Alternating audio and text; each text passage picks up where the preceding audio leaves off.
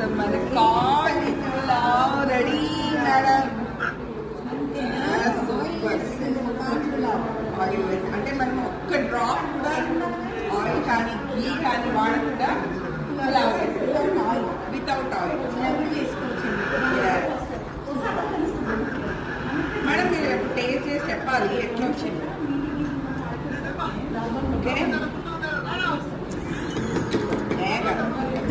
మహారాజా మనం వేడివేడిగా తినాలి. ఎప్పుడైనా పులావ్ వేడిగా తింటేనే బాగా వస్తుంది మేడం. చల్లగా తింటే ఏమన్నా వస్తుంది కదా మేడం.